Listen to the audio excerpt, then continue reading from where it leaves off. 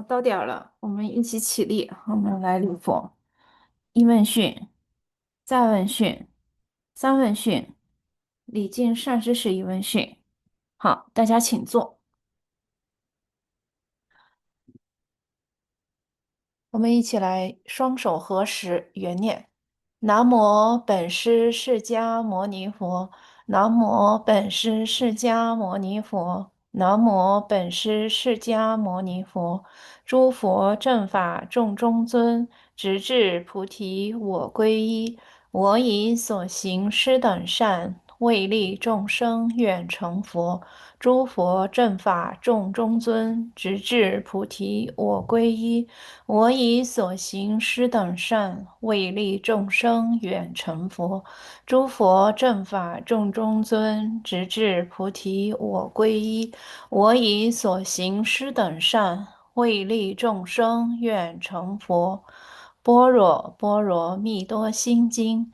观自在菩萨行深般若波罗蜜多时，照见五蕴皆空，度一切苦厄。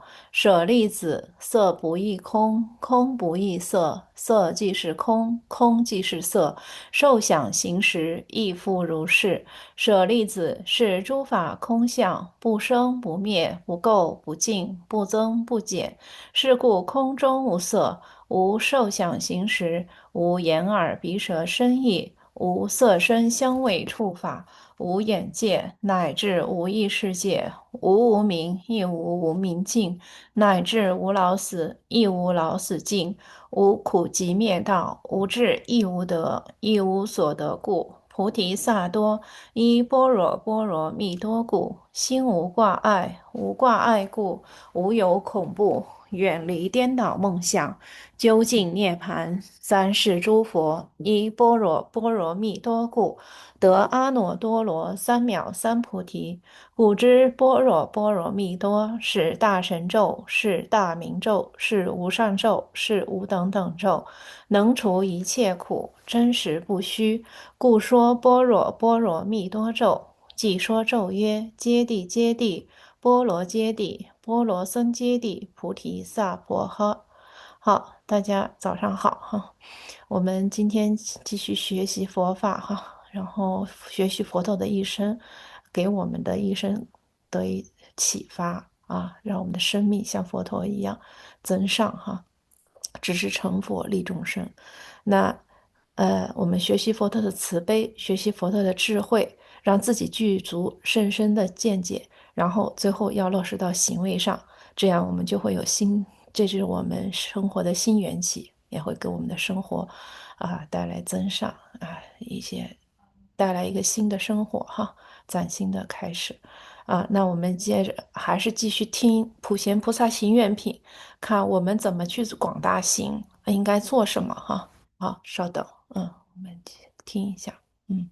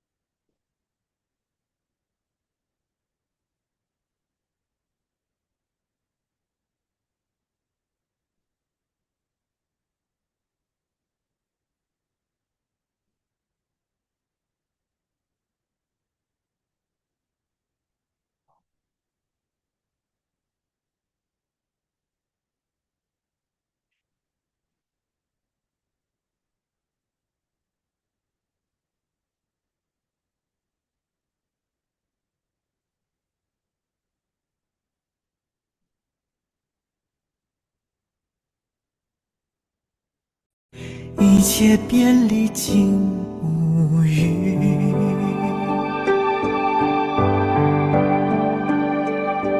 普贤见恒愿为神力，普现一切如来前，一生复现杀成神，一片林杀成风。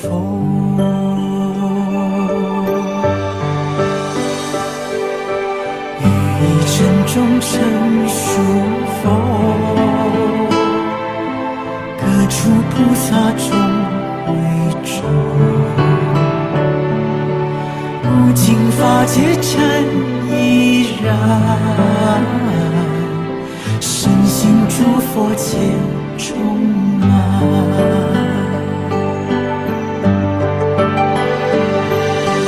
各以一切因深海，谱出无尽妙言辞，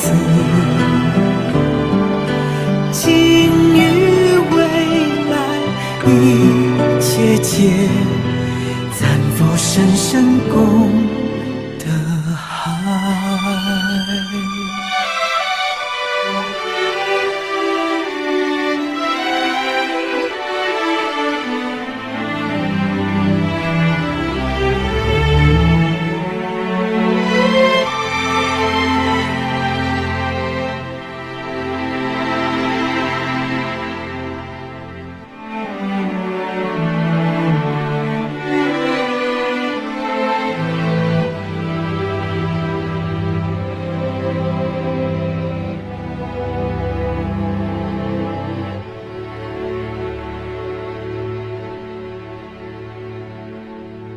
一株最深妙花蔓，体月图像尽三干，如是最深庄严具，我以供养诸如来。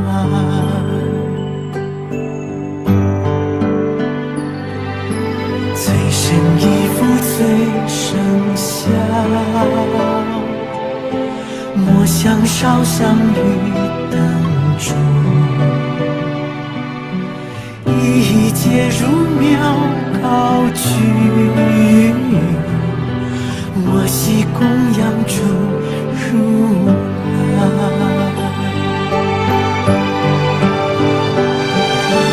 我以广大圣界心，深信一切30佛，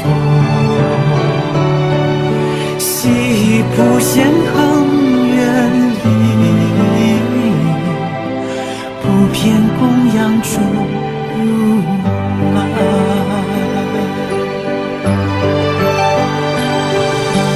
我悉所造诸恶业，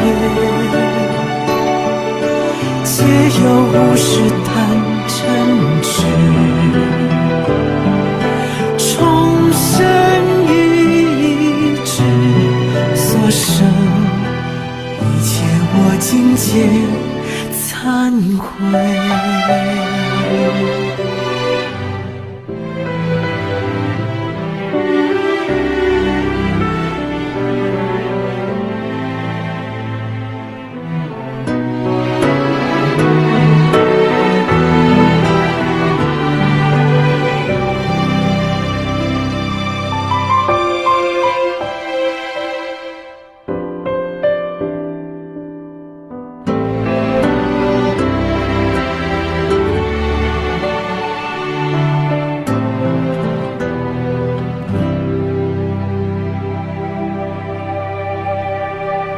十方一切诸众生，而生有学尽无学，一切如来与菩萨，所有功德皆随行。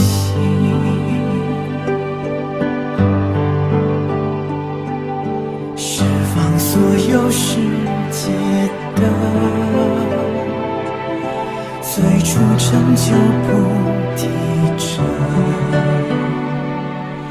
我尽一切皆全弃，转于无上妙法轮。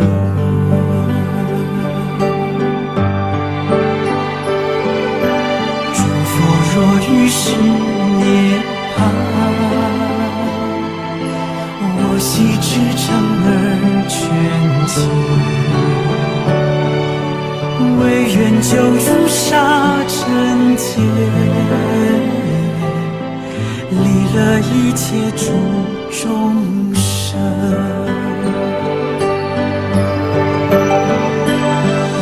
所有礼赞供养佛，请佛诸世转法轮，随喜忏悔诸善根，回向众生皆佛道，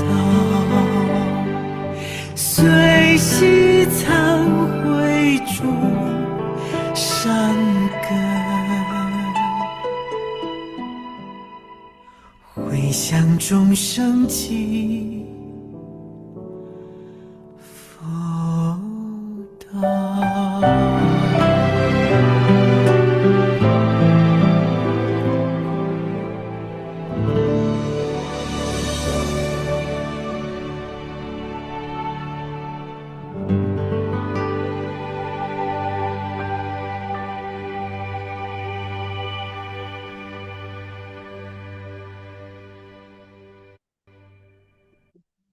好，这个七支供哈这个是我们这个平时就都可以练习的哈，然后比如说我们这个平时可以什么？每天礼敬诸佛是吧？拜佛，然后称赞如来，我们唱诵，然后跟别人宣扬佛陀的功德这都是称赞如来哈然后对别人做的好事要随喜赞叹是吧？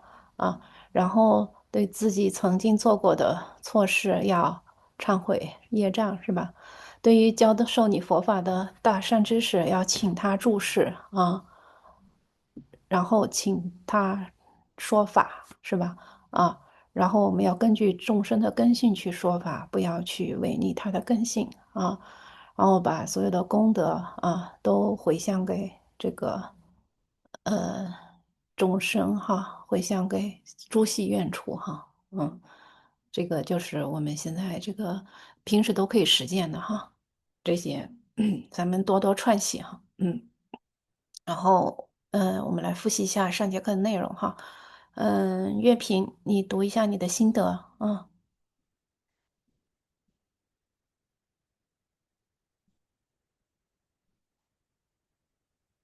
嗯，乐评，法师，这嗯，这是我那个乐品今天师哦，兄不在，抱歉，丽萍，说错了啊，对，嗯，他今天跟我说跟法师出去有点事情，是，对，快，呃，我通过新闻里看到现在世界的危机真的是好严重，好几个国家都在战争，还有自然灾害越来越多。我曾经听一个善知识说过，所有的自然灾害，地震、风灾、海啸都是人为所造成的，因为世人的嗔恨心太重了，包括战争也是。所以现在世界上的一切战争、灾难和危机，我认为只有根据我们佛法里的所说的方法，运用我们老祖宗的慈悲与智慧，才能得到解决。首先要放下以前的恩怨，以和为贵，不要冤冤相报。战争是最残酷的，根本解决不了问题。想要和平，就要面对面的坐下来，要双方承认自己的错误，相互尊重，相互理解，要换位思考，在心平气和下调节矛盾，弥补以前的错误。最后，双方要好好遵守定下的规则，只有这样，大家才会有更好的共同发展，只有这样才会使世界和平和睦共处。所以，我认为，如果人人有信仰，人人都学习佛法，世界会变得越来越美好，越来越和谐。感恩法师。随喜力品哈，嗯。是的，就是，嗯，不要觉得好像新闻里看到的危机离我们比较遥远哈，其实这一切哈，我们世界上这一切都是跟我们息息相关的哈啊，就是比如说现在战争虽然我们还没有被波及，但是其实。比如说，他做生意的，他的货运啊，或者是什么的，它其实都是一个工业，也会影响我们的医保环境。啊，他们运输都会受到很多的影响哈，间接的会影响到我们哈。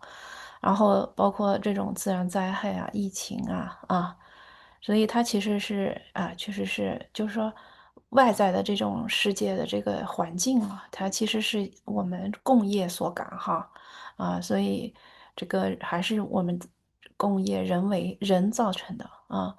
然后战争它肯定是首先就是可能嗔心哈啊，然后第二个也是因为贪心哈啊，所以呢就是我们要想改变，就是从我做起哈。根据佛法里说的这种去除烦恼的这种办法哈啊，保持自己的慈悲哈啊，保持自己的这种觉醒和智慧哈啊，知道什么该做，什么不该做哈，把正能量传递出去哈。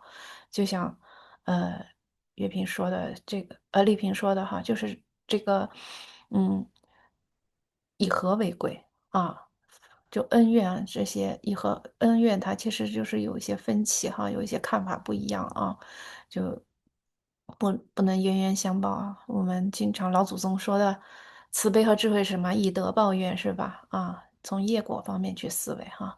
然后这个丽萍把这个上节课那个消除分歧的7步骤，它活学活用在这里哈，就是呃要想真正解决问题和平的话。啊，大家其实都希望有个和谐的环境，一个安稳、比较和平的这种氛围哈，就是那就必须要面对面的坐下来，双方承认自己的这种过失，而不是指责别人的过失哈，这样互相尊重，要彼此包容和理解，去换位思考啊，在这种心平气和的情况下，才能调节矛盾弥补过去的错失，然后接着就想着下面以后该怎么做，就制定一些规则当然这个也要商巧就是然后这样我们是共赢是吧？其实，不是就是就像做生意一样，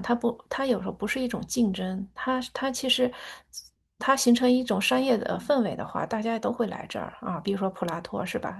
大家都是做服装的，那其实它有这个氛围，它成为一个大的气候，那大家都去普拉托就是这样的就让这共同的发展共赢这个大家才会和睦相处然后大家和谐共处所以我们不要有对立的情绪就我们这佛法的信仰都讲究这些慈悲和智慧然后这样我们就世界会越来越好越来越和谐。嗯，雅梦没来，那他的心得玉音你帮忙读一下。阿弥陀佛，好的，法师。嗯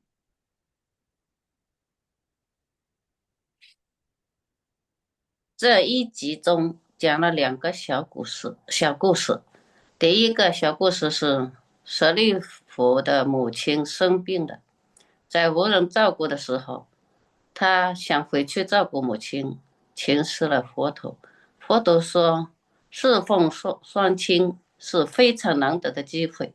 其实我们在生活中也要对待父母有极大的耐心和爱心，不要等到了不要等到子欲养而亲不待的时候，留有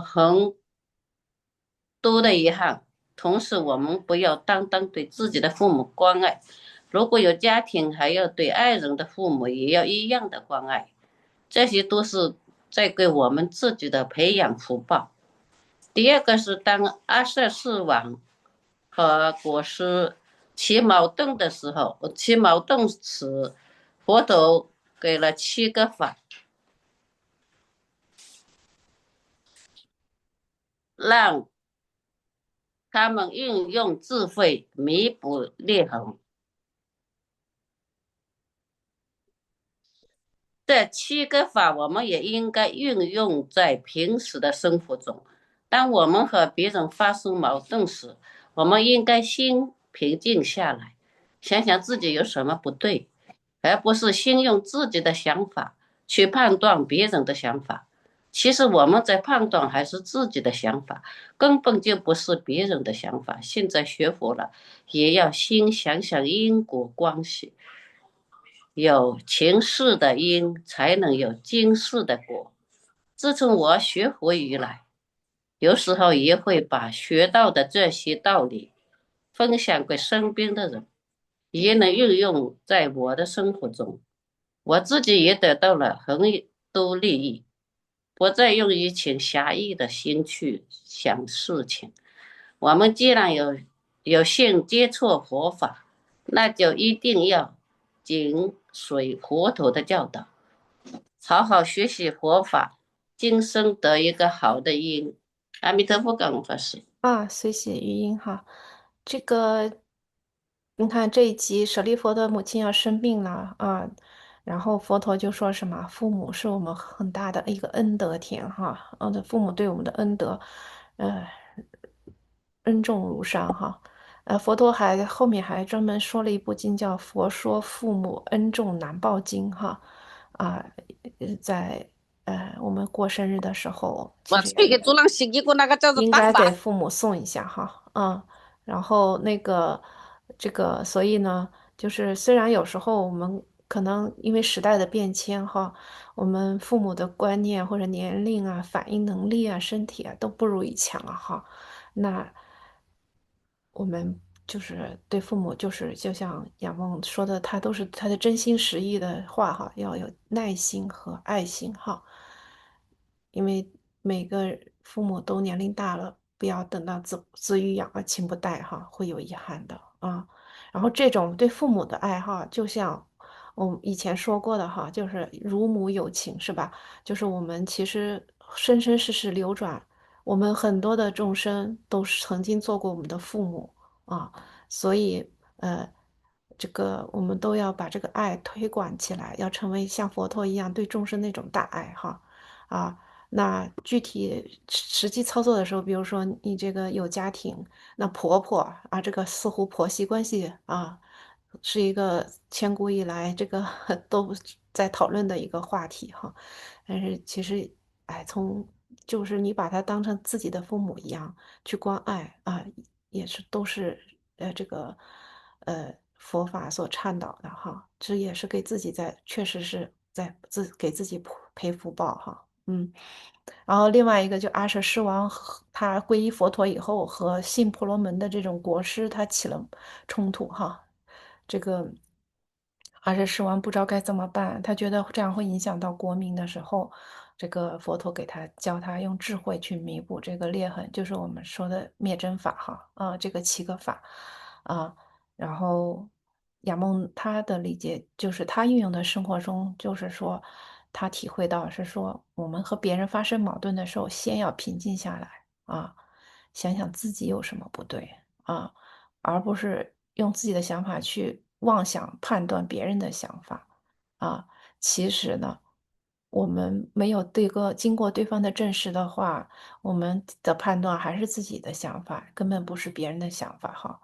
而且我们不要看表象，是吧？我们学佛了就要看背后的因果，嗯，就是这个不是别人给你造成的，而是自己前世的因感的今世的果，自己内心的一些烦恼所造成的啊。所以，呃，亚梦他就说他会把学到的佛法的道理哈分享给别人，也运用在自己的生活中啊。就会得受益哈，然后就不会以自己原来那种就是自己的那种想法、自己的那种心哈去想问题啊，然后就是要跟随佛陀的教导去学去用哈啊，然后当下就种一个好的因哈。好，那我们就是上节课就是阿舍世王他跟国师发生矛盾的时候，他并没有去像以前一样用武力去解决问题哈啊，他他不用武力解决问题，解决他的痛苦和怒气哈，其实是让自己保持觉醒。啊，他为什么能保持这种醒觉呢？是因为他跟佛陀学到了智慧，他学着去用智慧解决问题，而不是用自己惯有的那种暴力啊去解决问题哈。嗯，舍利佛走的时候，他问那个佛陀说：“妈妈身体不好了是吧？那怎么能这个让她平静下来啊？能够怎么样？”舍利佛佛陀就告诉这个他说：我们要维持自己的身心的健康，不要去悲伤过去哈，也不要去担忧未来啊。”因为过去的已经过去了，你从中吸取教训就好。未来呢，是靠你自己去创造的，因缘和合才会有的，也不用太着急啊。当下种好因，就不用担忧未来得不好的果啊。这样去专注去当下的这一刻，好好种因，好好保持善心、善念、善行啊，去理解当下的人和事啊。这样就能够平静下来啊，心里比较笃定，对自己所有做的事情的意义都很清晰哈啊。然后消除分歧，先要清楚问题所在，是吧？然后要知道它的发生的原因，这样你才能用智慧去弥补。然后弥补的时候，首先要承认自己的错误，是吧？这是彼此理解的第一步。然后做出决策之前呢，要得到众人同意啊。然后再最后决定，并且决定了就要遵守，而且要友善的去遵守啊。如果是暂时解决不了的，要请德高望重的人出来这个说一些话啊，然后暂时停止争吵啊，这也是很重要的啊。那在怎么运用在我们的集体的共学中呢？就是说，我们要知道，我们其实学佛的人之间，它不存在根本的矛盾，因为我们有共同的理念，我们是要去利益别人，是要去提升自己，调伏自己的烦恼，所以呢，这个没有根本矛盾。所以我们的分歧，它其实更多来自于一些看法的不同。那我一再强调哈，我们在佛门这个做事，它不光是做事的本身，它还是一种修行，这是承担己资粮啊，去把自己学的去运用到身心上去。所以呢，我们也都知道，我们的执着是我们的这个生死的一个根本哈。所以，我们这个执着自己的想法也是一种执着哈。所以在真正用的时候呢，就是去虚心的去配合别人啊，然后不一致的时候去调整自己，不要起烦恼哈。然后出了一些问题呢，就是要去理然调心对治哈啊，这都是对自己来说的啊。然后这样就把我们世俗社会中养成的种种烦恼和习气去化解掉哈。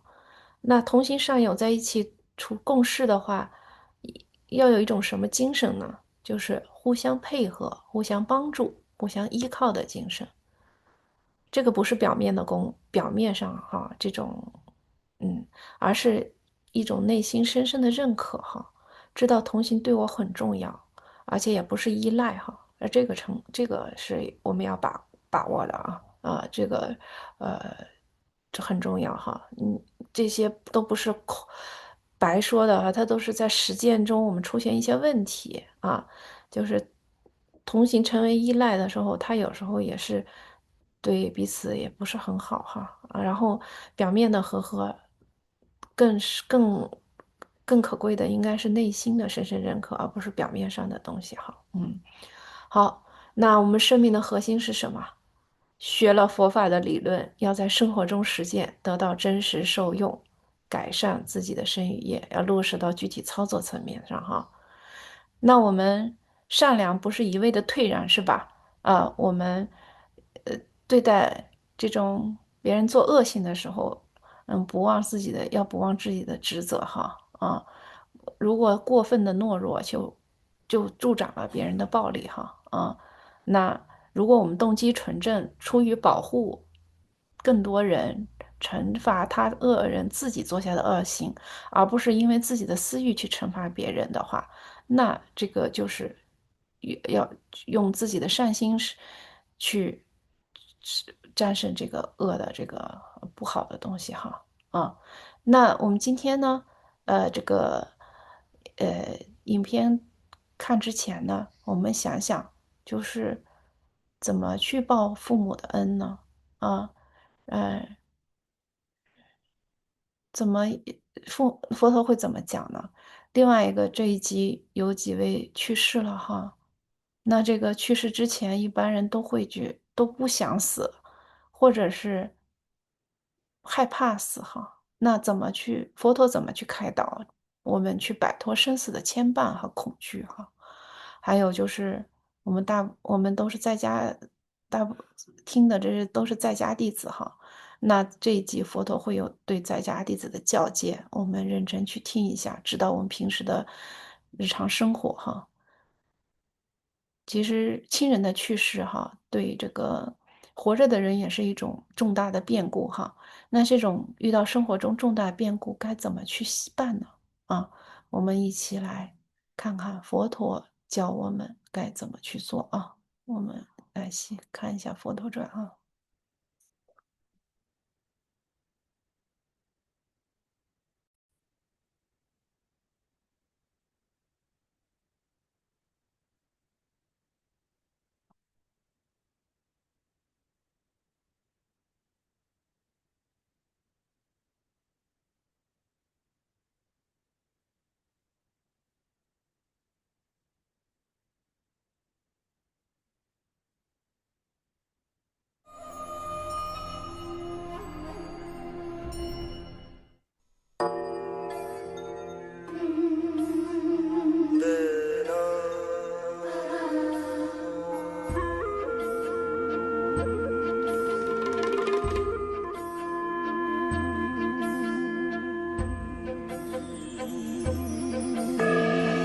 सत्य कथा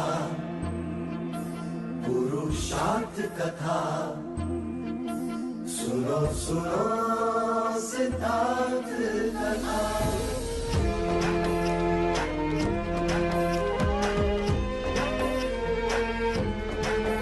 संसार में दुख का कारण क्या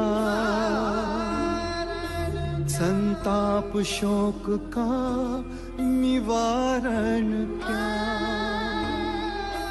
संसार में दुख का कारण क्या संताप शोक का निवारण क्या इस खोज में सब कुछ त्याग दिया हर वैभव से वैराग लिया वो सृष्टि से संयुक्त हुए सिद्धार्थ से गौतम बुद्ध हुए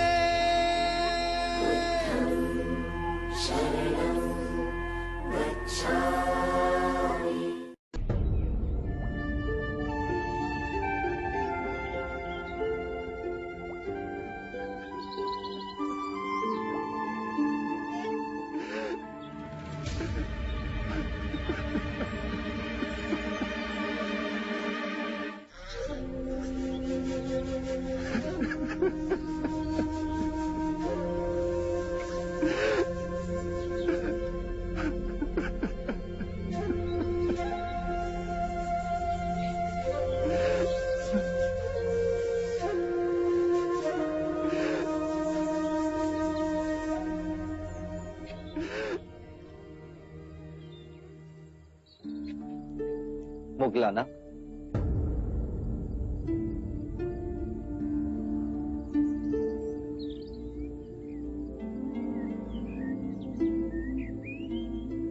इस विषाद का कारण?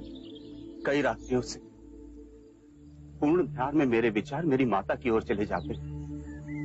जब मैं बच्चा था तब जाने अनजाने में मैंने उसे कष्ट पहुंचा, परंतु मेरे विषाद का कारण ये नहीं है। उसके जीते जी मैं कुछ न कर सका, परंतु उसकी मृत्यु के बाद कुछ कर सकूं ताकि उसकी आत्मा को शांति आए। हर बार मैं ध्यान में देखता हूं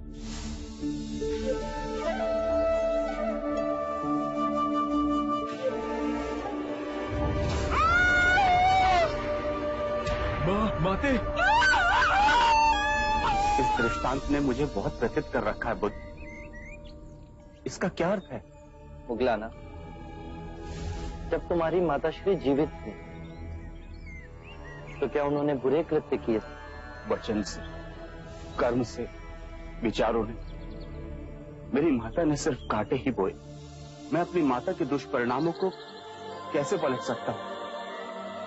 जैसी भी थी तो मां है। मैं उस मां के ऋण को कैसे चुकाऊं?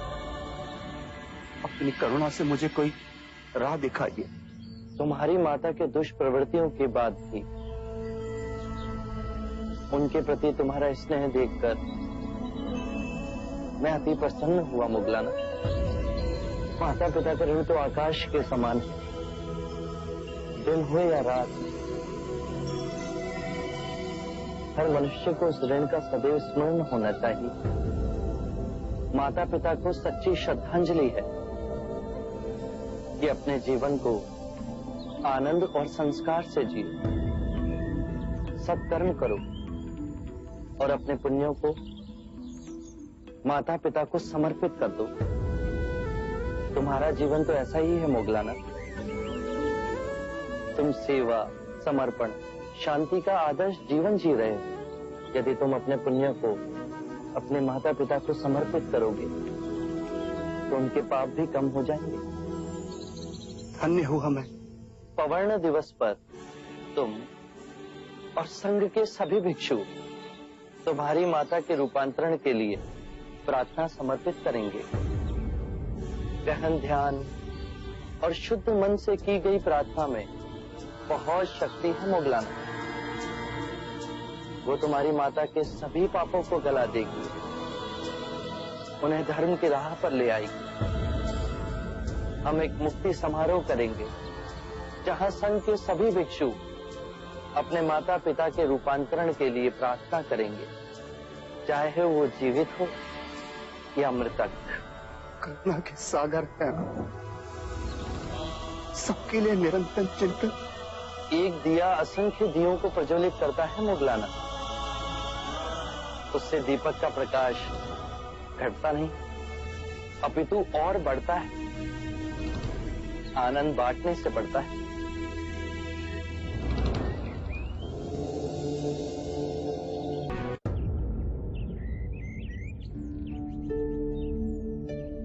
बुद्ध, प्रणाम। आपके परम भक्त सुदत की पत्नी पुण्यलक्ष्मी आई है। क्या हुआ बहन? और सुदत कैसा है? प्रभु, आपके परम सेवक सुदत अब अपनी अंतिम सांसें गिन रहे हैं। मृत्यु के भयंकर क्षणों में उनका मन केवल आपकी ओर मुड़ रहा है। कृपा करें प्रभु, कृपा करें। हम तो सांसारिक है, किंतु मेरे स्वामी ने आपकी सेवा में सदैव अपने आप को न्योछावर किया है। उनको अंतिम सांसों में अपने दर्शन दीजिए प्रभु, अपने दर्शन दीजिए। सुदत ने निस्वार्थ भाव से मेरी और मेरे भिक्षुओं की सेवा की। निर्धनों को दोनों हाथों से धन बांटा, हमारे लिए विहार का निर्माण कराया, ऐसे दिव्य व्यक्ति के दर्शन पाने को मैं स्वयं जाऊंगा। वो आएंगे ना? मेरे प्राण छटपटा है उनके एक दर्शन के लिए।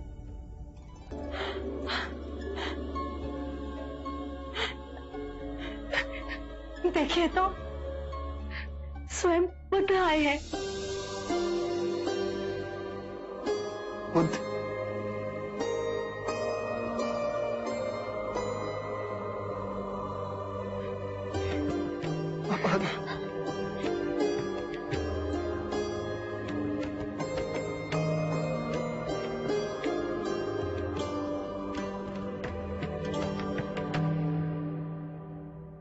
मेरी अंतिम इच्छा थी कि आपके दर्शन कर सकूं। कैसे ना आता सुधा, तुम्हारे प्रेम और सेवा ने तो मुझे तुम्हारा ऋणी बना दिया है। इतने उद्विग्न क्यों? क्या मृत्यु से भय लग रहा है? बुद्ध, भय तो लग रहा है, पर आपको देख लिया तो मन में हिम्मत बन रही। डरो मत सुदत्त। आज तक तुमने अपना सारा जीवन दूसरों की सेवा की।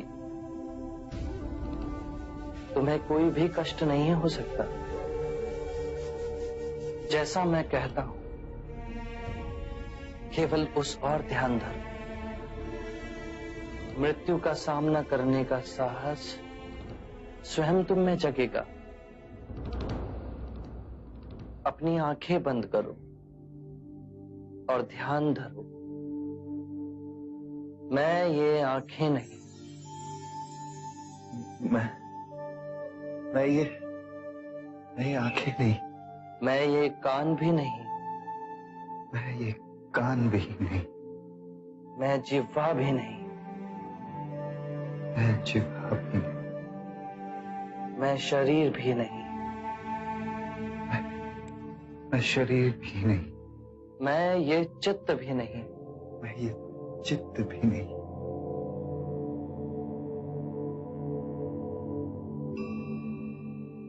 ध्यान नहीं लग रहा? ध्यान केंद्रित करो सुदत्त। अपनी आंखें बंद करो। जो मैं देखता हूं वो मैं नहीं, जो मैं सुनता हूं वो मैं नहीं, जो गंध आ रही है वो मैं नहीं, जो स्वाद, स्पर्श, विचार उठ रहे हैं उन सब में भी मैं नहीं। जो मैं देखता हूं वो मैं नहीं, जो मैं सुनता हूं वो भी मैं नहीं, जो गंध आ रही है वो भी मैं नहीं, जो स्वाद, स्पर्श और विचार उन सब में मैं नहीं।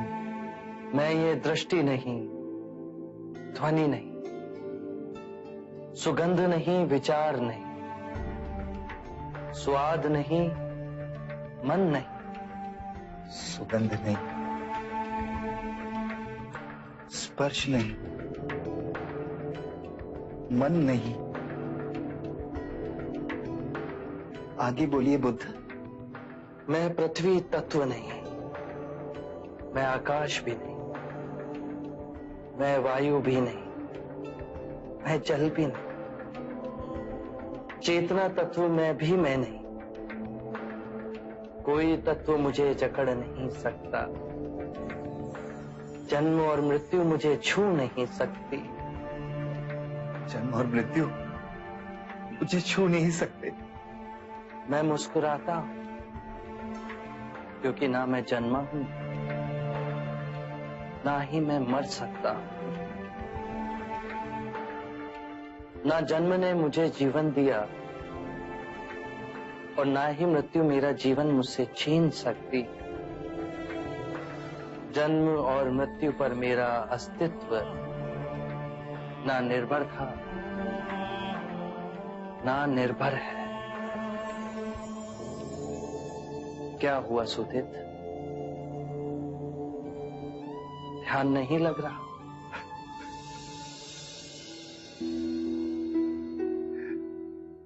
ध्यान तो लग रहा है प्रभु। आपके एक शब्द उसकी बूंद की तरह मेरे अंतर मन में गिर रही। मैं तो केवल इसलिए रो रहा हूं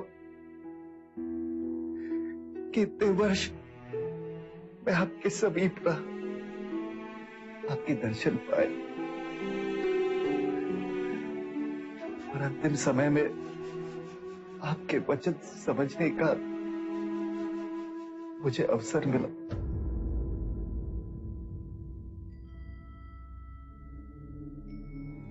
धन्य है बुद्ध, धन्य है आप। आपने मृत्यु के भय से, जिसने मेरे प्राणों को जकड़ लिया था, उसे मिटा दी। मैं संसार से विदा होते हुए आखिरी क्षण तक मैं केवल आपको देखना चाहता हूं।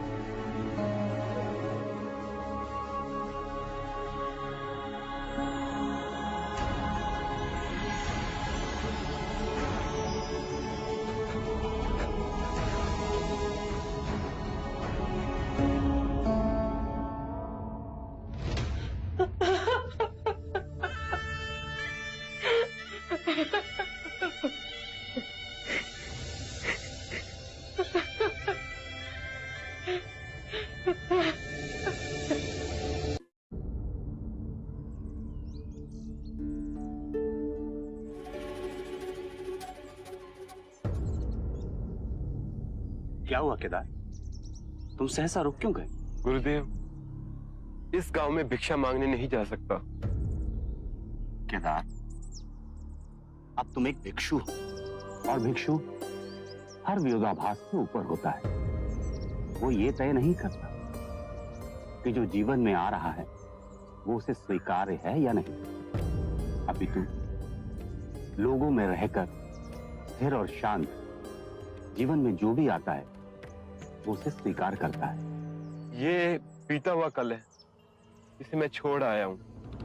केदार, बीत गई वो बात गई। अब तुम्हारा पुनर्जन्म एक भिक्षु के रूप में हुआ है।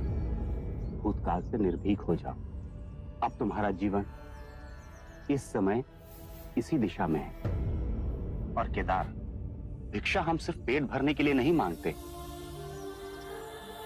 बल्कि साधारण लोगों के रूपांतरण का ये शुभ अवसर हमारे पास आता है। आओ। ओम भागवते भिक्षाम देहि।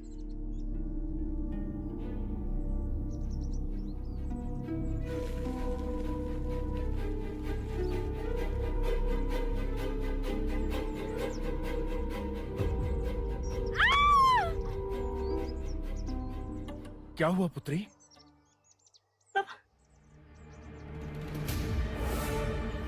तुम कपटी, निर्लज्ज, तेरा साहस कैसे हुआ केदार? तेरी हिम्मत कैसे हुई इस गांव में आने की? आज मैं तेरे टुकड़े टुकड़े कर दूंगा केदार। ये आप क्या कर रहे हैं? ये एक भिक्षु है। भिक्षु नहीं है ये, मेरी बेटी का फूटा हुआ भाग्य है ये। गत वर्ष इसने मेरी पुत्री से विवाह किया और अब भिक्षु बन गया। भिक्षु बने ये और सारी मुसीबतें सहन करे मेरी पुत्री। इसके माँ बाप ने सारे दोष मेरी पुत्री पर मढ़ दिए और यहाँ मरने छोड़ गए। नाश कर दिया इसने मेरी पुत्री का जीवन। तुझे अगर भिक्षु ही बनना था तो विवाह क्यों किया? जब मैंने विवाह किया मुझे मुक्ति के मार्ग की कोई जानकारी नहीं थी। जीवन के दुखों से मुक्ति पाना चाहता हूँ, शांति चाहता हूँ। फिर मुझे बुद्ध के उपदेश सुनने का अवसर मिला और मेरे गुरुदेव ने मुझे भिक्षुक बनाकर दीक्षा दी। तो इसने तेरी बुद्धि भ्रष्ट की। क्या सद्बुद्धि? मैं तेरी बातों में नहीं आने वाला। तू अपने उत्तरदायित्व से भाग खड़ा हुआ भगोड़े, डरपोक। तुझे वो दुखदाई लगने लगी। संसार छोड़ा इसने, सुखों का त्याग किया इसने, मोह, माया, काम, क्रोध, इन सभी का परित्याग किया, और फिर भी आपको ये डरपोक लग रहा? और नहीं तो क्या? नहीं, ये साहसी है। संसार में चारों ओर फैले माया जाल को तोड़कर ये मुक्ति की ओर बढ़ा। इसके लिए बहुत शक्ति की आवश्यकता होती है, हर किसी के बस की बात नहीं है। आप अपने क्रोध को शांत कीजिए और विचारिए, यदि ये आपकी पुत्री के साथ रहता तो उसे हमेशा दुख ही देता। कम से कम आपकी पुत्री को उन दुखों से तो मुक्ति मिली। ये सब उल्टी सीधी बातें तुमने इसे सिखाई है। नहीं छोड़ूंगा तुम्हें। अरे ये क्या कर रहे हैं? ये मोगलाना है। इनकी वाणी से कितने बड़े भूले भटकों को राह मिली है। कृपा कर आप जाइए यहाँ से। मेरी पुत्री का संसार उजाड़ने वाले, तू भी इस संसार में नहीं रहेगा।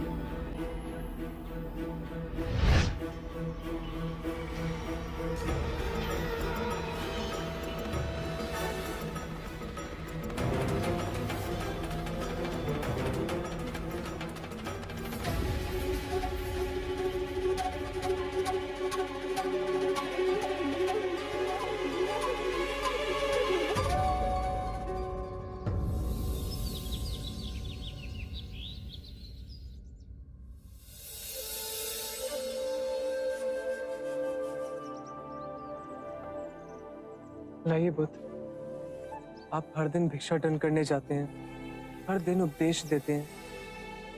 आपकी आयु अधिक हो चली है।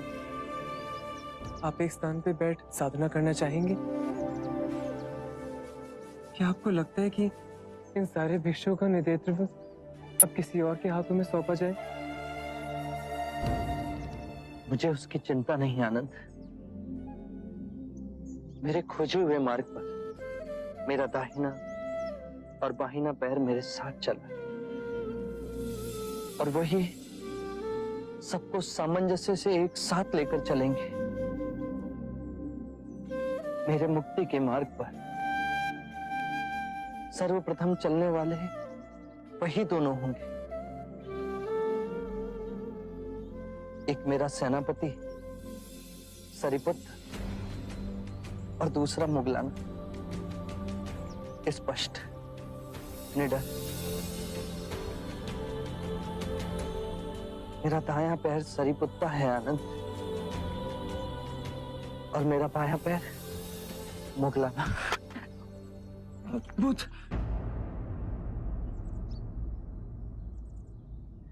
आराम से बुद्ध।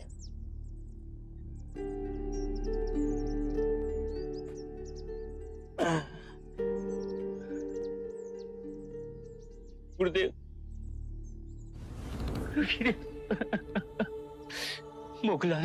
मोगलाना हमारे बीच में नहीं रहे गुरुदेव।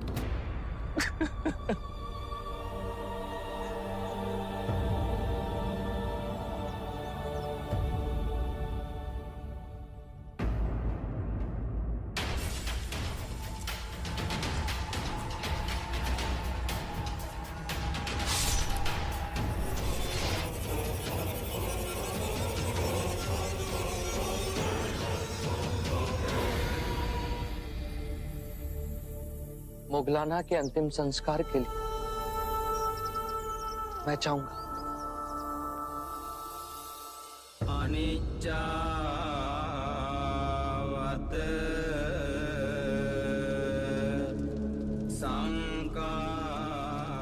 मोगलाना ने संघ की बहुत सेवा की, उन्हें अश्रुओं से विदा ना करें। मोगलाना इस ज्वाला के समान निडर थे, साहसी और स्पष्ट वक्ता थे।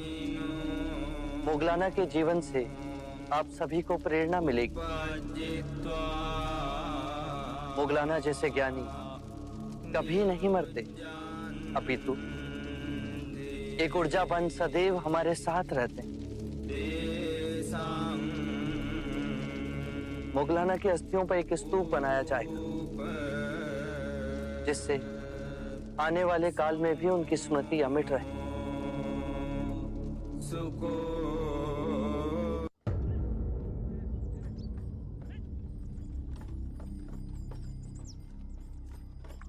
अरे बुध आ गए। प्रणाम प्रणाम प्रभु जी, प्रणाम। आइए आइए, इस पेड़ के नीचे कुछ पल के लिए विश्राम कीजिए। आइए ना, विश्राम कीजिए, आइए। जी बुद्ध, थोड़ी देर यहाँ विश्राम कीजिए। कृपया आज उपदेश मत दीजिएगा, आप पहले से ही थके हुए हैं। आनंद, परम सत्य का ज्ञान आकाश में नहीं, मनुष्य के हृदय में होता है।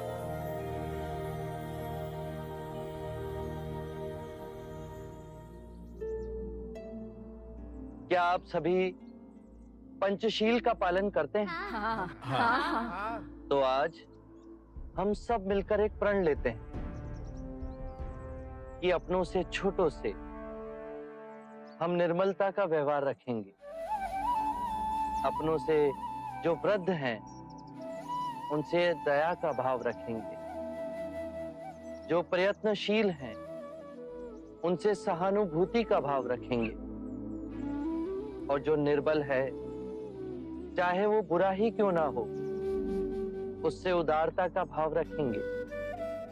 ध्यान रहे, हमारे जीवन में कभी ना कभी ये सभी दशाएं आती हैं। प्रभु, कभी कभी हम ना चाहते हुए भी नीच व्यवहार और प्रवृत्ति में वापस गिर जाते हैं। यदि ये भाव आपके अंतर में आया और फिर भी आप नीच प्रवृत्तियों में गिरे, तो स्वयं ही संभल जाएंगे। जो हम हैं वो केवल विचारों के कारण ही हैं। यदि हम बुरा सोचेंगे तो हमारे कर्म भी बुरे बनेंगे और दुख हमारे जीवन में छाया की तरह चलेगा। जैसे बैल के पग रखते ही बैलगाड़ी उसी दिशा में घसीटती जाती है। और यदि हम अच्छी सोच रखेंगे तो हमारे कर्म भी अच्छे होंगे और सुख सदैव हमारे जीवन में छाया की तरह चलेगा। यदि जीवन का निचोड़ कुछ और हो तो क्या होगा महात्मा? अंत में 3 बातें ही महत्वपूर्ण हैं। पहली, क्या हम सहृदय से प्रेम कर सकते हैं? दूसरी, क्या हम पूर्णतः जी सकते हैं? और तीसरी, क्या हम गहराई में जाकर सब कुछ छोड़ सकते हैं? बुध, नाला गांव से समीर चंद गुरुदेव शरीपुत्र का समाचार लेकर आए हैं।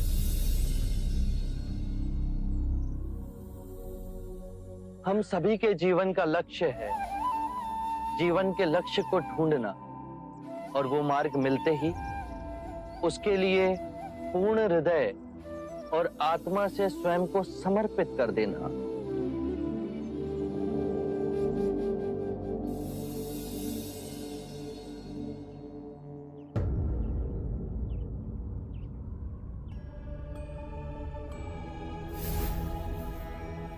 सरीपुत्ता का क्या समाचार लाए हो शमनीर चंद? गुरुदेव, सरीपुत्र निर्वाण को प्राप्त हो गए। बुद्ध,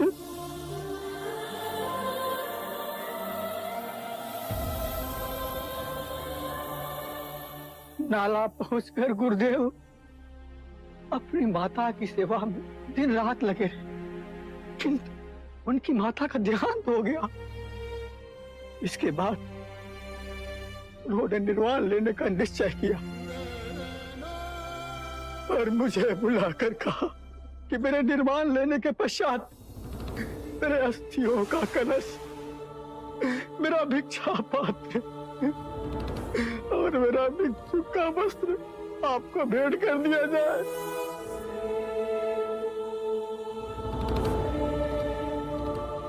गुरुदेव, सारिपुत्रा ने मुझसे कहा था कि बुद्ध संसार छोड़ेंगे उसके पहले मैं ही अपने प्राण त्याग दूंगा।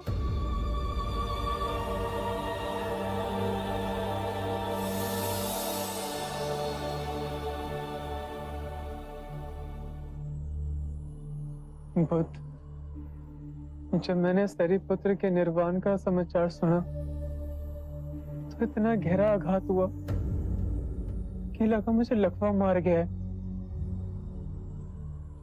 मेरे मन में धुआं सा भर गया। इतनी गहन क्षति पहुंची। आनंद,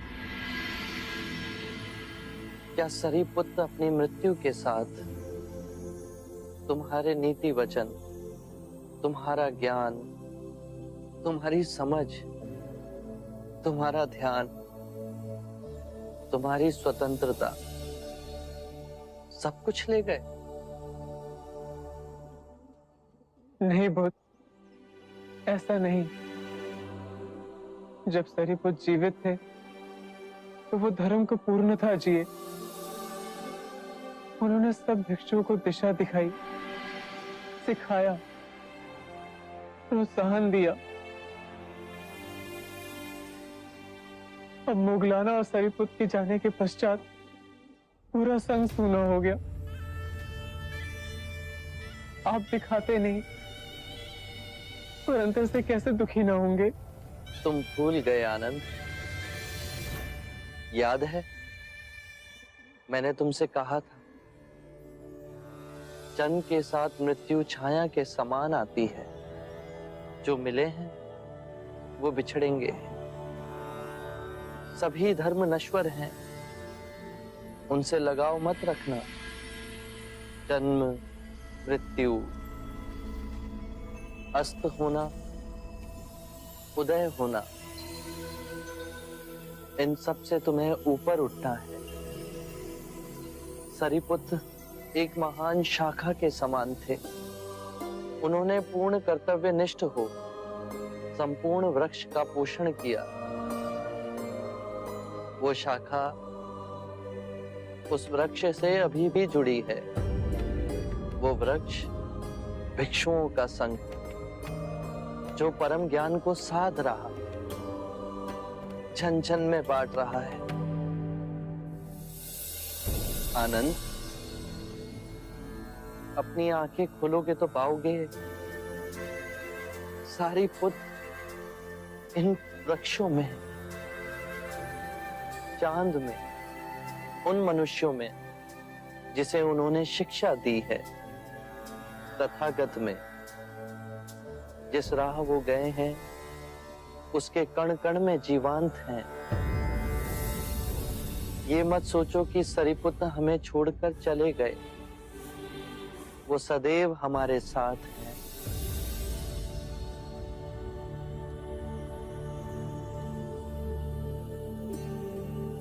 मेरे प्रिय भिक्षुओं, सरिपुत्र निर्वाण को प्राप्त हुए। आज मैं तुम सबसे कहता हूं, अपो दीपो भवे। अपना दीपक स्वयं बन। स्वयं पर विजय प्राप्त करना असंख्य युद्धों पर विजय प्राप्त करने से कहीं अधिक है। और वो विजय सिर्फ तुम्हारी है। उसे तुमसे कोई नहीं छीन सकता। ना देवता, ना दैत्य, ना स्वर्ग, ना ही नरक।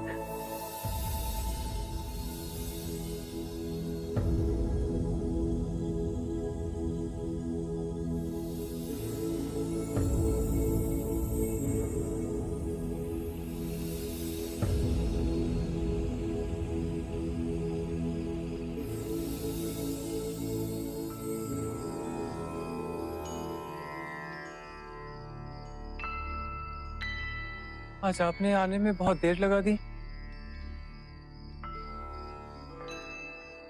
आनंद, आज मैं वन के हर एक वृक्ष से भेंट करके आया।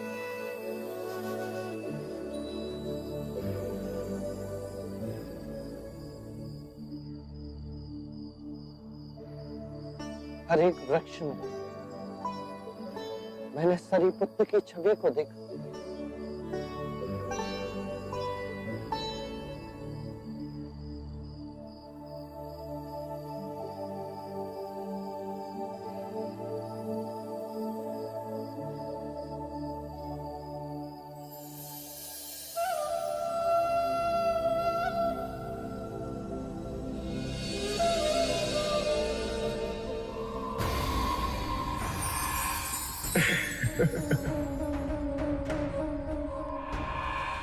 तुम्हारा नाम सिद्धार्थ नहीं, प्रश्न होना चाहिए था।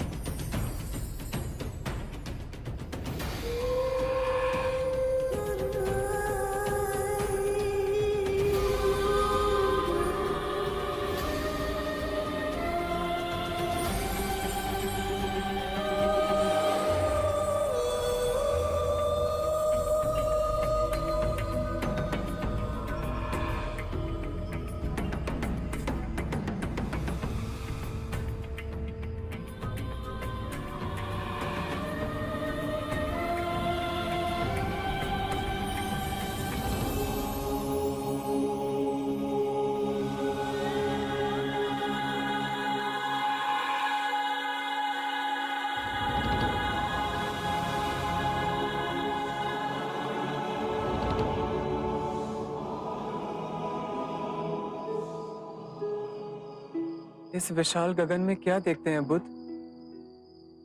उन चेहरों को देख रहा हूं जो इस प्रकृति में विलीन हो गए, समा गए अनंत की गोद में।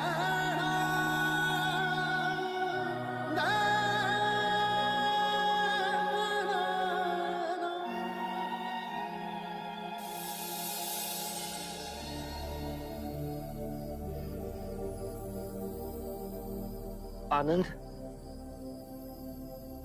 अब हम यहां नहीं रहेंगे, हम वैशाली जाएंगे, समीपस्थ वन होते हुए।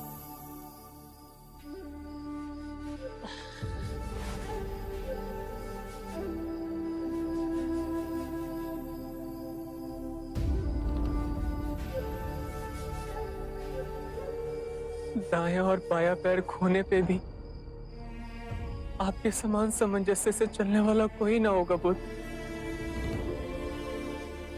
मोगलाना और सरीपुत का विराम सह नहीं पा रहे। आप पे क्या बीत रही होगी जो हमसे अधिक करुणामयी, कोमल और पवित्र है।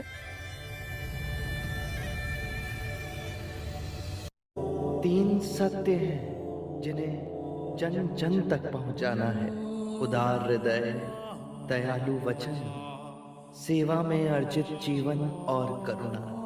यही तीन मंत्र मानवता का नव निर्माण करेंगे।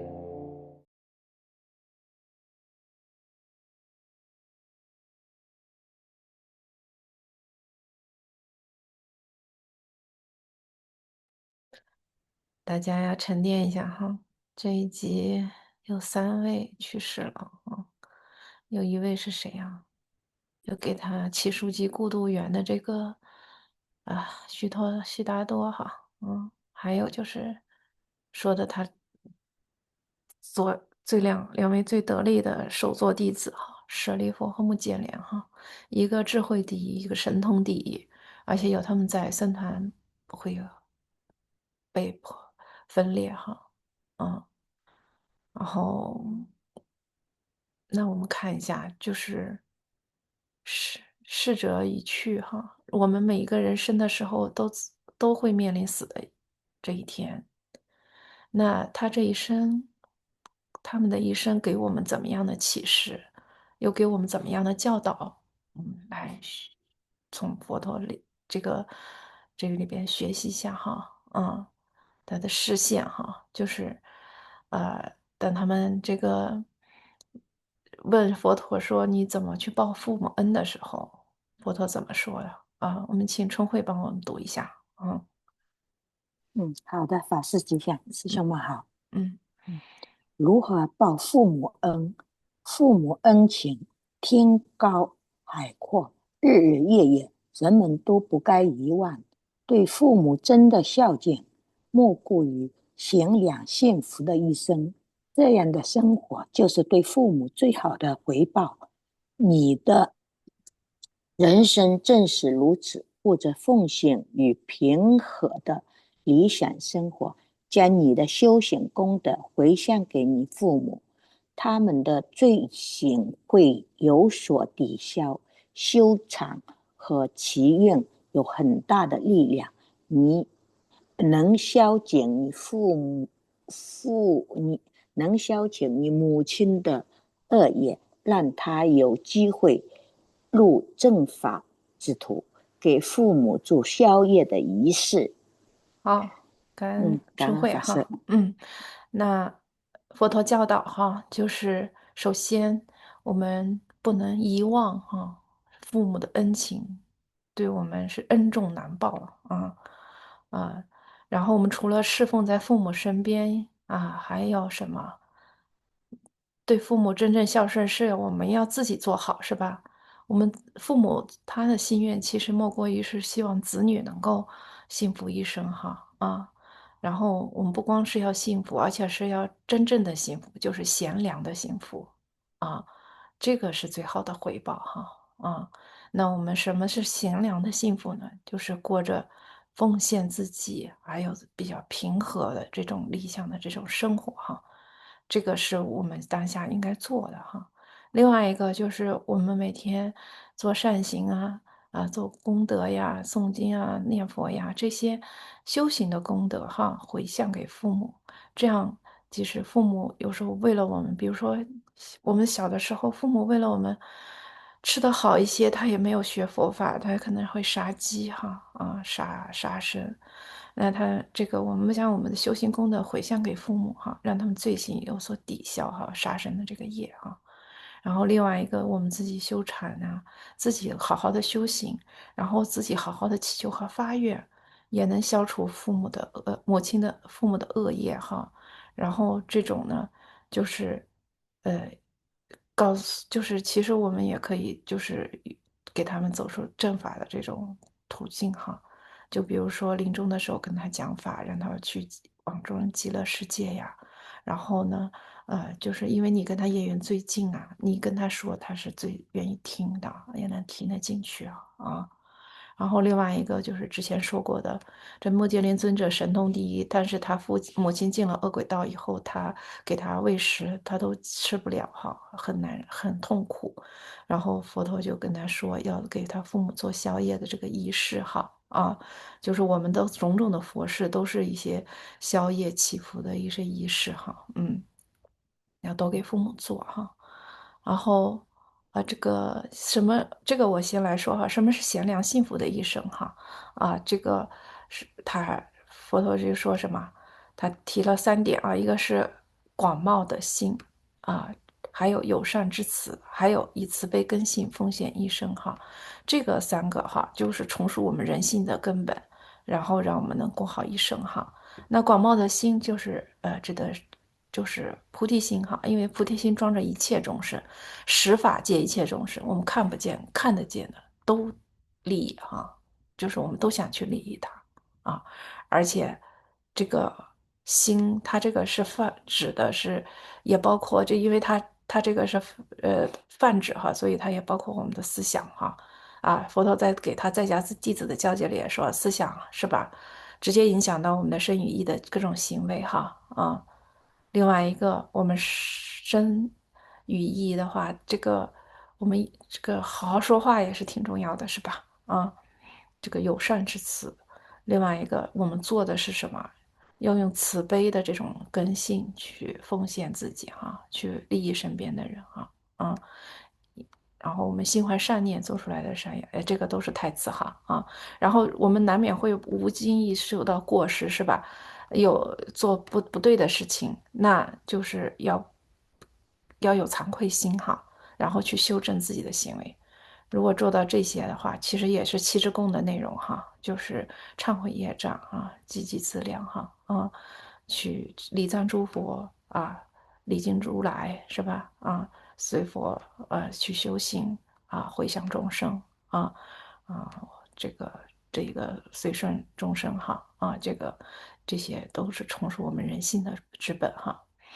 那刚才说了啊，修长和这个什么，它也是给我们走向引导我们，哪怕去世的父母都能让他走向这种正法之途哈。我们请一位同学来读一下哈，就是修长怎么运用到我们平时的生活里边去哈。这个石红梅、石美红是吗？石美红方便吗？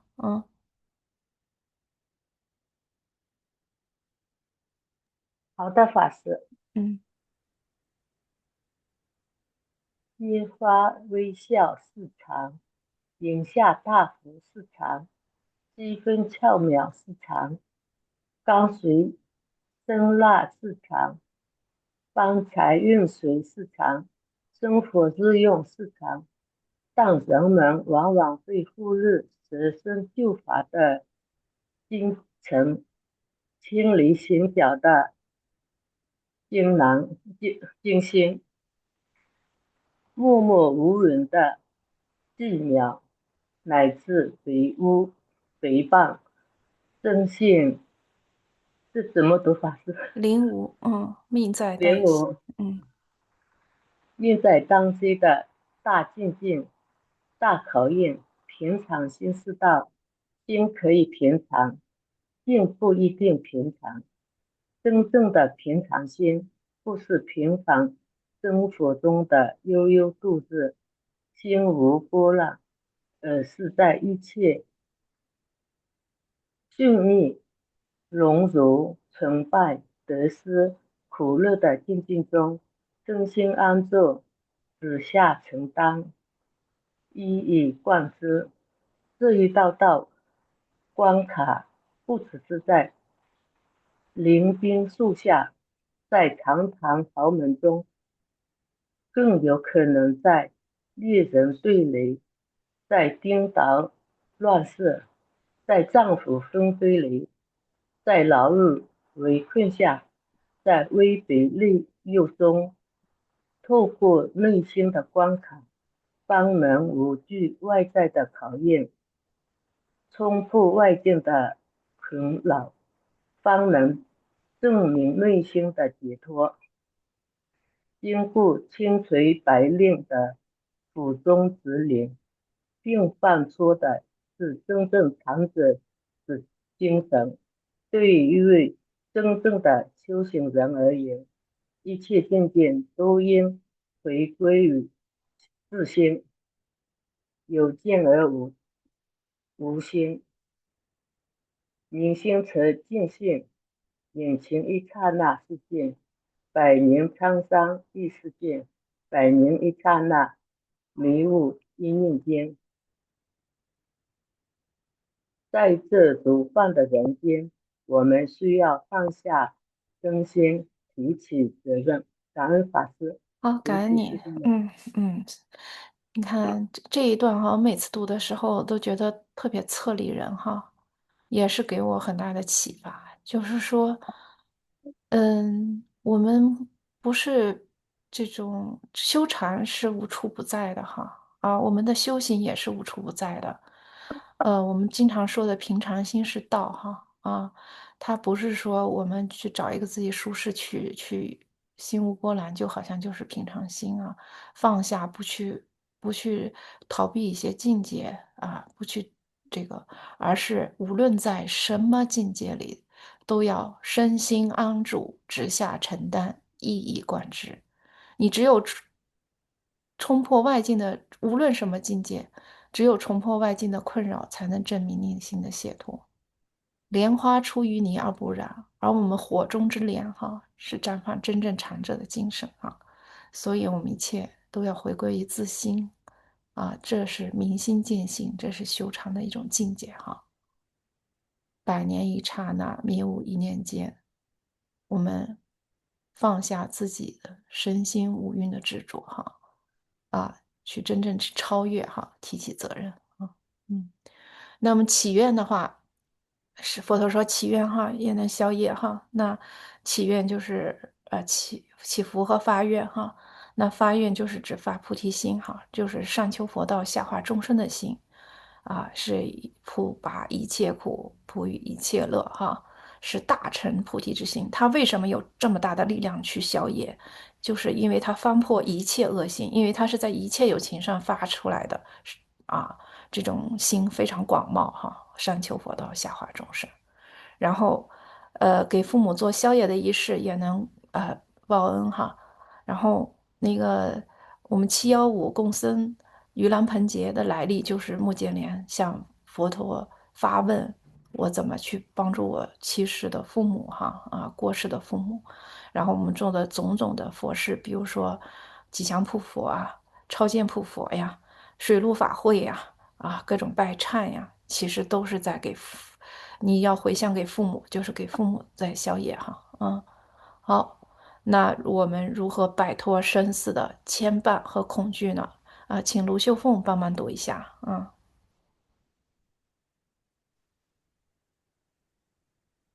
如何摆脱生死的牵绊和恐惧？所谓一大事因缘，就是为了使众生解脱生死，悟入佛之知见。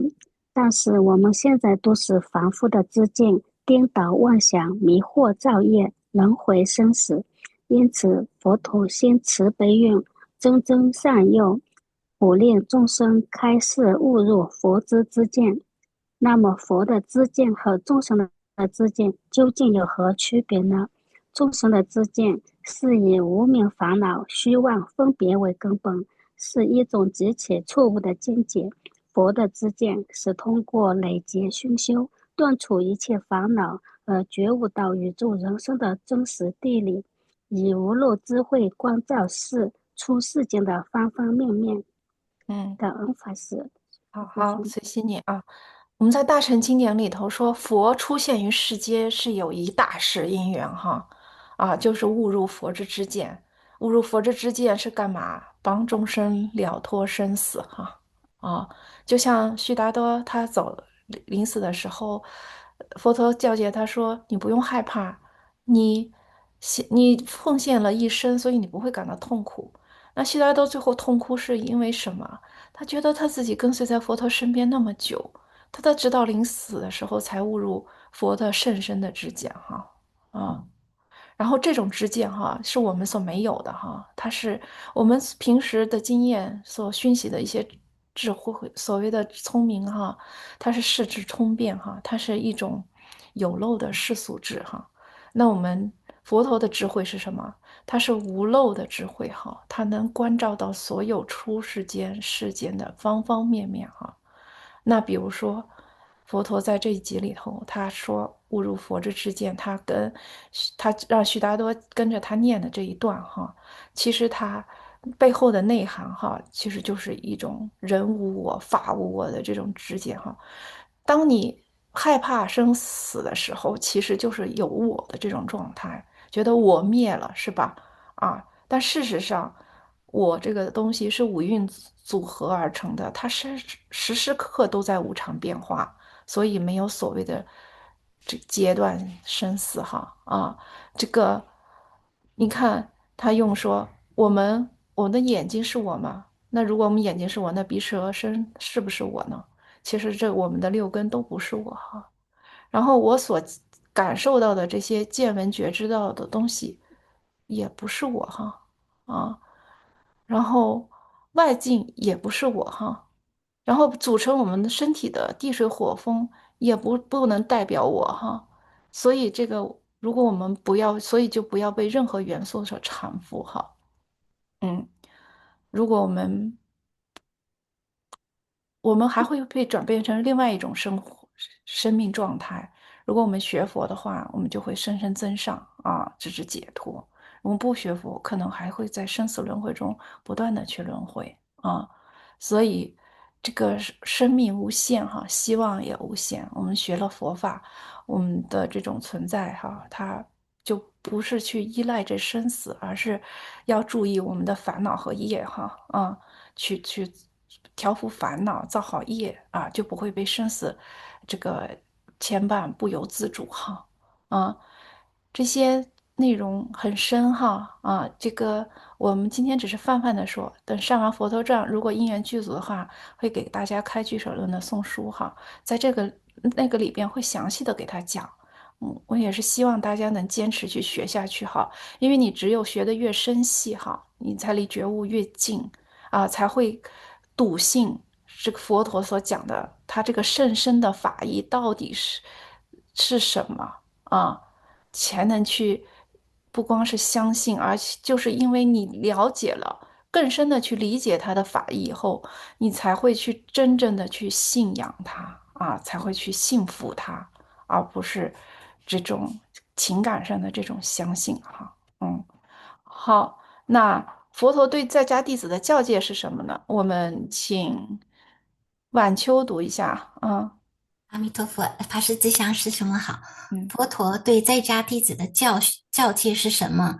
认真遵守五戒了吗？大家一起来保证，对待晚辈要给予慈爱，而对待长辈则要怀着慈悲。我们要体谅那些做出努力的人，对于弱者，无论他们行为如何，都应该宽容以待。要记得，这些机会在生活中是无处不在的。感恩法师。好，我们看，不论是在家弟子还是出家弟子哈，我们首先要持戒是吧？啊，就是五戒是什么？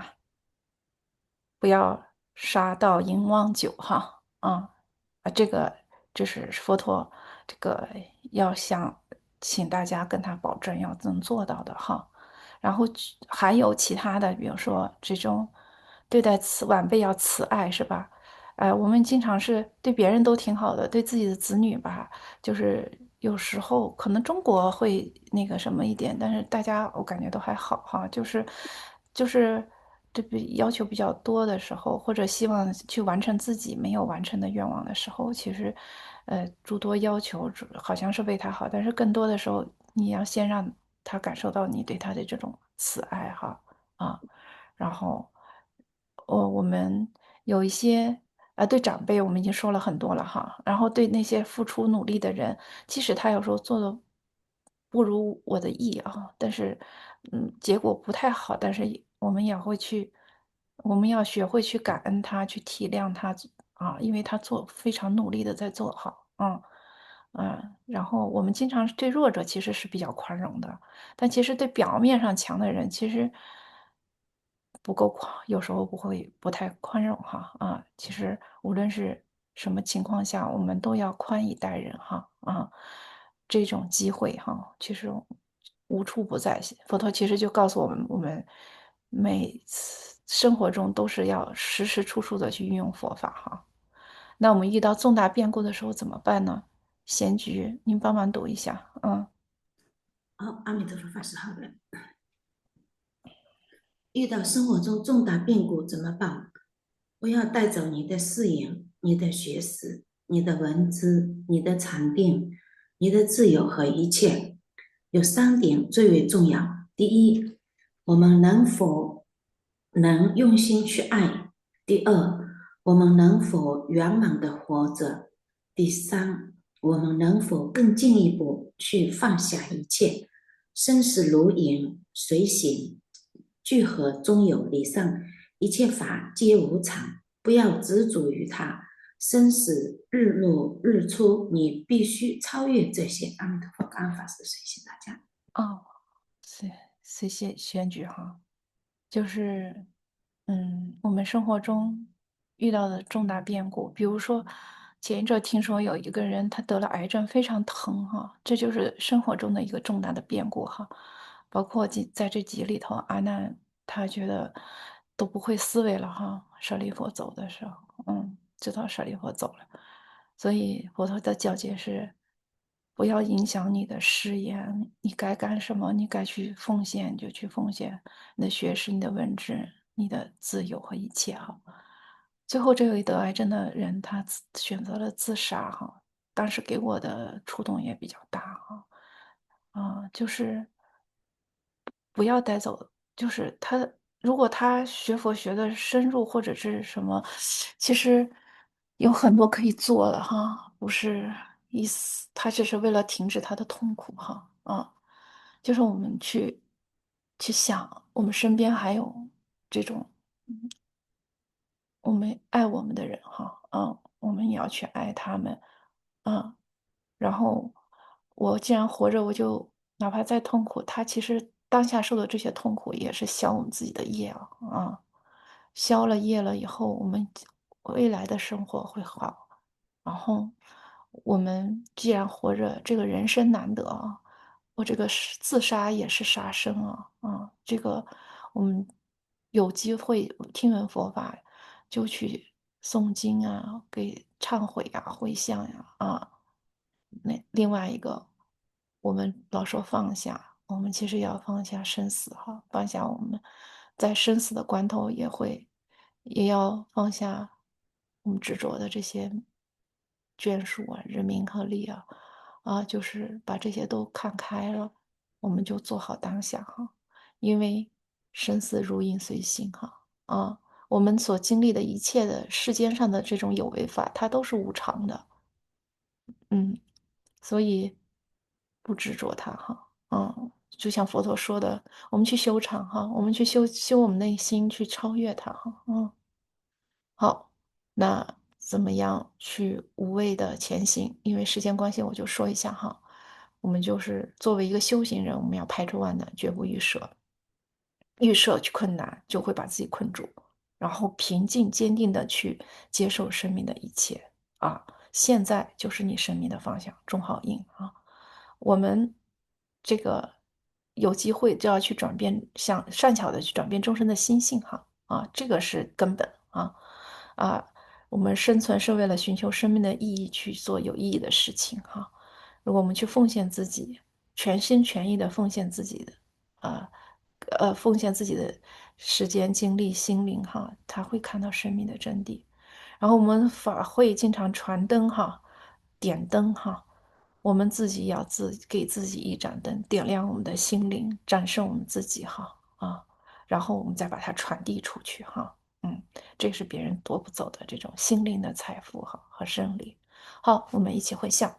愿此殊胜功德回向法界有情，尽除一切罪障，共成无上菩提。好，大家请起立，礼佛三问讯：一问讯，再问讯，三问讯，礼谢善知识一问讯。好，随喜大家坚持闻法，继续坚持哦。阿弥陀佛，感恩法师，阿弥陀佛，感恩法师，感恩法师，随喜师兄。法师。